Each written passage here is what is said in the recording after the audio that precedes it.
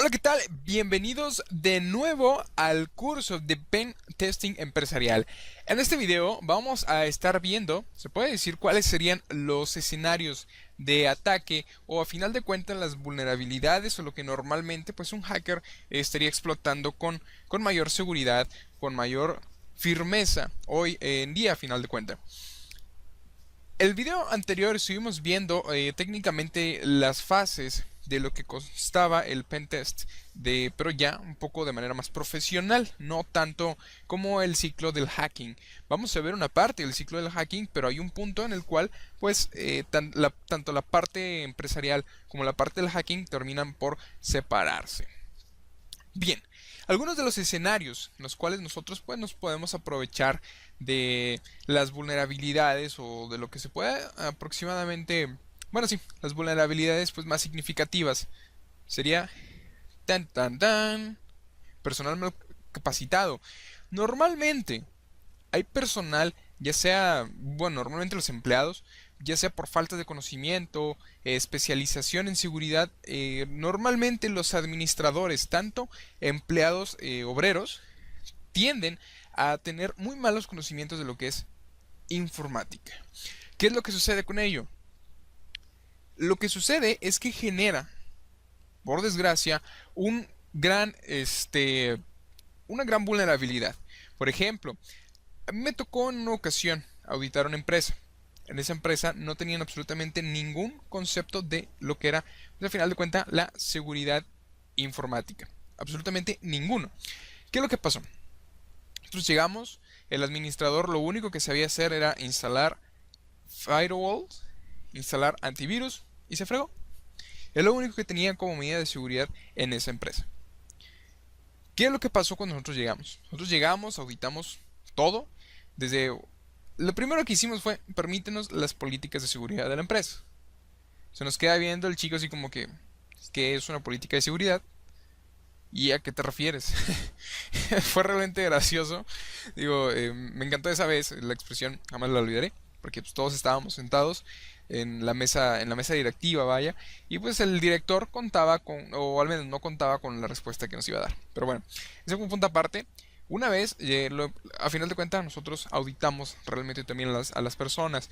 Pusimos un examen de conocimientos, qué era lo que sabía de seguridad informática, qué era de seguridad de información, cuáles eran los conceptos básicos. Absolutamente no sabía nada. Lo único que sabía era que con un firewall y en este caso, un antivirus en los equipos, técnicamente eso era todo.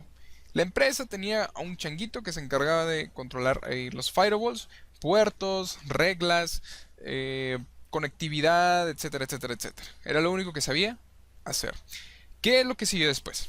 Bueno, otros empezamos a capacitar ese personal. Normalmente una de las cosas que aprovecha un hacker es, o nosotros como pentesters, es verificar, por ejemplo, que el personal esté capacitado. Si nosotros llegamos a una empresa y es la persona pues no está capacitada de manera correcta, lo que realmente va a suceder es que podemos aprovechar esa vulnerabilidad, porque al final de cuentas es una vulnerabilidad. Nosotros siempre, cuando llegamos a una empresa a auditar, lo primero que auditamos técnicamente, bueno, aparte de, por ejemplo, hacer primero nuestro reporte y aparte antes del reporte, empezar a ver, en este caso, a realizar nuestro debido contrato de cuál será la profundidad del pentesting.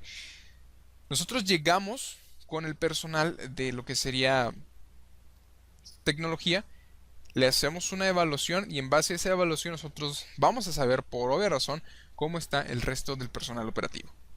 Pero principalmente enfocarse en la capacitación o los conocimientos que tenga en este caso pues el personal. Posteriormente, también está las demoras de los patches o de las actualizaciones. Muchas ocasiones hay demoras significativas de los proveedores ante la aparición de, por ejemplo, alguna vulnerabilidad y la liberación de lo que sería pues el parche para esa vulnerabilidad correspondiente. Inclusive, hay ocasiones en las cuales que jamás llega ese parche. Me ha tocado situaciones en las cuales ese parche nunca llegó. Por ejemplo, Yo recuerdo que estábamos auditando también una empresa. Bueno, en este caso no estábamos auditando la empresa, estábamos auditando la página web. Porque le habían hecho un defacement. Fuimos con un grupo de especialistas, otro, vivimos de la mano, tanto de seguridad informática como una empresa que se dedica a la... Nosotros no somos empresa que se dedica a eso, pero tenemos una empresa que se dedica exclusivamente a la parte de la investigación forense informática. Me encanta esa rama, les juro, amo esa rama de la investigación forense. Pero bueno, entonces descubrió por dónde entrar. Bien, fue técnicamente aprovecharon una vulnerabilidad de una aplicación de un CMS. Utilizaron una vulnerabilidad, no, una aplicación que estaba desactualizada. ¿Qué es lo que pasó? Ya no, en este caso, la persona que se dedicaba a desarrollar esa aplicación lamentablemente falleció hace ya varios años y esa aplicación, pues por alguna razón, ya no se continuó desarrollando. Ya no hubo una actualización posterior, por obvias razones. Entonces, ¿qué fue lo que pasó ahí? Ya no hubo una mejora, en este caso del código, o al momento de detectarse una vulnerabilidad, pues ya no se continuó desarrollando.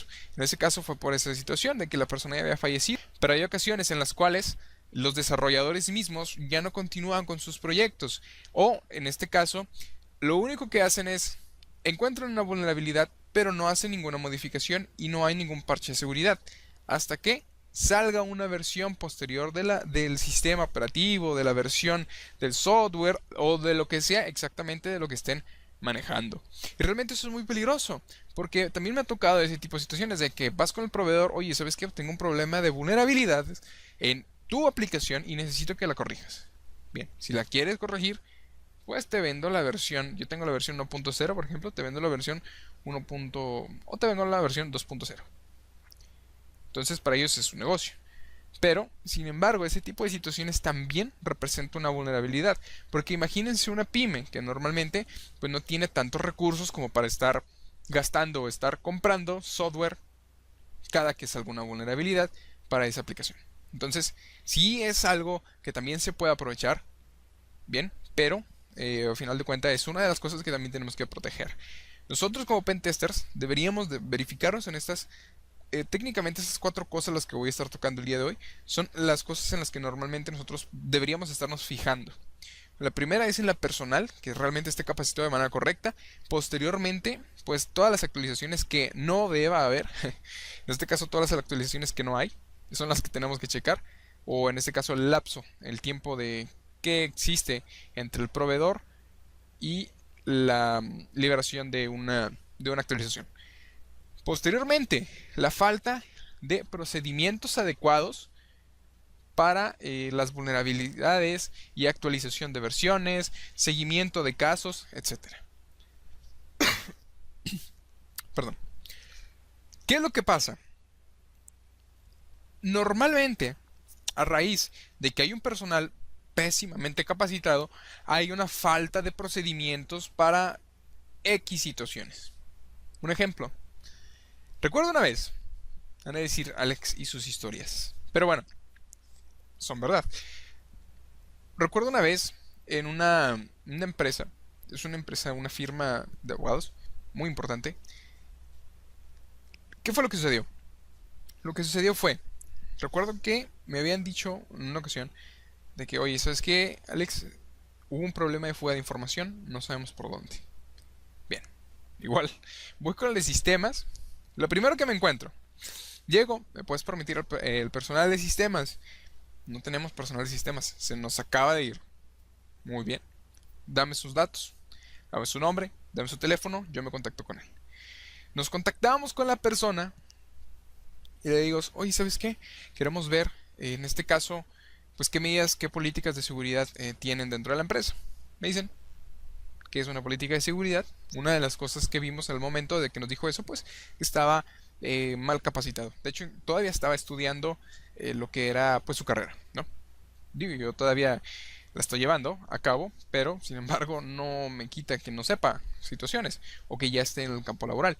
Pero esta persona todavía estaba llevando sus materias de manera normal, pero sin embargo, pues sí tenía ciertos problemas de lo que era desconocimiento en su totalidad de lo que era seguridad de la información. Bueno, ok. No tienes políticas. ¿Qué procedimientos tienes? Por ejemplo, en caso de fuga de información, en caso de... Ninguno. No hay nada en la empresa, nos dice. Muy bien. Lo dejamos ahí técnicamente. Hicimos una investigación, una entrevista normal, de rutina en caso de ese tipo de situaciones. Y ya regresamos, en este caso, a la oficina y hablamos con los socios. En este caso, estábamos viendo, dijimos, bueno, primero no hay un personal que esté capacitado de manera adecuada, no hay políticas de seguridad, inclusive tenían desactualizado la mayoría de los antivirus, que probablemente no ha sido una situación esa en la cual, pues, por a causa del antivirus se haya fugado la información, sabemos que es imposible, pero a causa de que, por ejemplo, el firewall sí estaba desactualizado, no tenían las reglas suficientes como para poder que el firewall pudiera detener alguna fuga de información por medio de un puerto o algo por el estilo. Entonces, había o no había, a final de cuentas, ciertos procedimientos para seguir, en este caso, con las investigaciones, o, en caso, no había procedimientos para evitar ese tipo de situaciones. Normalmente las empresas no tienen alguna especie de, ¿cómo se llama? De algún procedimiento en el cual, si sucede esto, vamos a reaccionar de esta manera. Normalmente, a falta de alguna especie de objetivo o procedimientos, lo que hacen es, si sucede, ya vemos qué hacemos, pero nunca se prevén. Un Simplemente procedimientos significa estar precavido, al final de cuentas. Y ninguna empresa tiene ese tipo de precauciones. Entonces, normalmente eso es igual manera. Recapitulando, son las tres cosas que tenemos que verificar. La capacitación que tenga el personal. En este caso, también la parte de el lanzamiento entre una vulnerabilidad y la actualización de corrección de seguridad y los procedimientos que en este caso el personal de informática tenga para bien de la seguridad de la información de la empresa. Y también los criterios, en este caso, de la comunidad de seguridad, pero ya va enfocado en prácticamente con toda la cuestión de proveedores de tecnología y la publicación de las debilidades que sean detectadas.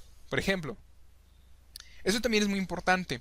En ocasiones nos toca, bueno, no sé si alguno de ustedes esté dado de alta en lo que sería, ¿no es virus total? Creo que sí es virus total.